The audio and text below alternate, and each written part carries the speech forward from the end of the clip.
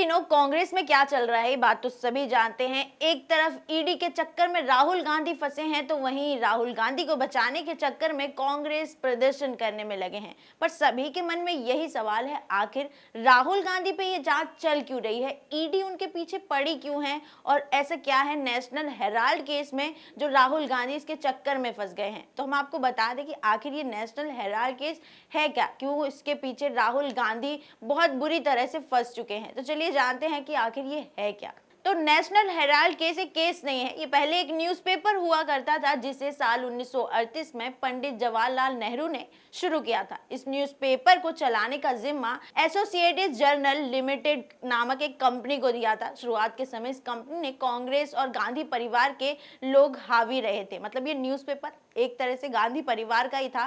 करीब 70 साल बाद ये 2008 में न्यूज़पेपर घाटे में चला गया, इसको बंद करना पड़ा, ऐसा कगार आ गया कि बंद हो जाएगा। लेकिन इसे दोबारा से शुरू करना था, इसे वापस पटरी पे लाने के लिए तब कांग्रेस ने एजेएल यानी जो कंपनी थी जिसे ये चलाने का जिम्मा दिया था उसको पार्टी फंड से, मतलब कांग्रेस के फंड से बिना ब्याज के राहुल गांधी और सोनिया गांधी ने 90 करोड़ रुपए का लोन दे दिया। फिर सोनिया और राहुल गांधी ने यंग इंडिया नाम से एक नई कंपनी बनाई। यंग इंडिया को एसोसिएटेड जर्नल को दिए लोन के बदले कंपनी की 99% हिस्सेदारी मिल गई थी। यंग इंडिया कंपनी में सोनिया और राहुल गांधी की 38% हिस्सेदारी हो गई थी। बाकी की और जो शेयर मोतीलाल बोरा और अस्कर फंडारिस के पास थे, जो अभी फिलहाल इस दुनिया में नहीं है, इनका निधन हो गया है। तो अब ये जो जिम्मा है इस मामले का राहुल गांधी और सोनिया गांधी पर चल रहा है। अब सवाल ये है कि ये जो न्यूज़पेपर था नेहरू जी ने शुरू किया था, लेकिन लोन तो राहुल गांधी और सोनिया गांधी ने अप्रूव किया था क्योंकि उस समय 2012 में कांग्रेस की सरकार थी। अब ये है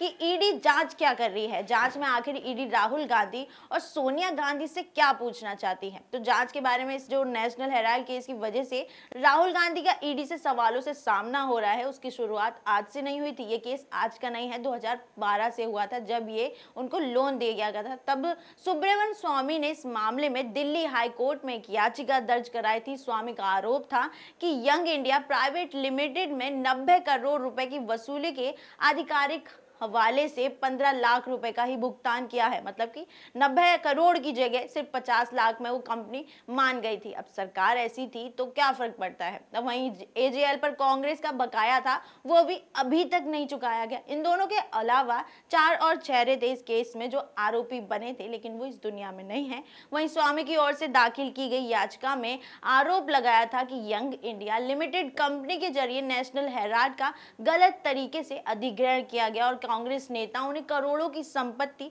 हथिया ली है। 2 साल बाद 2014 में कोर्ट ने सोनिया गांधी और राहुल गांधी के खिलाफ समन जारी किया। उसके बाद जो अभी तक मामला चलता आ रहा है, तो इस केस में जो नेशनल हेराल्ड केस में राहुल गांधी फंसे हैं, जो अब चल रहा है, वो पूरी दुनिया जानती है कि राहुल गांधी कैसे ईडी के सामने पेश हो रहे हैं। कांग्रेस नेता प्रदर्शन कर रहे हैं कि बीजेपी जबरदस्ती उस मुद्दे को ला रही है जो काफी समय पहले ही खत्म हो चुका था। लेकिन अगर असल में देखा जाए तो ये कभी खत्म ही नहीं हुआ था, क्योंकि जो सरकार थी वो कांग्रेस ही थी, इसलिए वो दबा दिया गया। लेकिन जो पैसे थे 90 करोड़ वो अभी तक वसूले नहीं गए। वैसे आपको क्या लगता है, इस केस में राहुल गांधी सच में आरोपित घोषित हो पाएंगे या फिर जो पार्टी है सबसे पुरानी देश की उसका फायदा उठाया जाएगा? हमें कमेंट सेक्शन में जरूर बताएं। फिलहाल इस वीडियो में इतना ही। ज्यादा अपडेट्स के लिए फॉलो करें ऑथम न्यूज।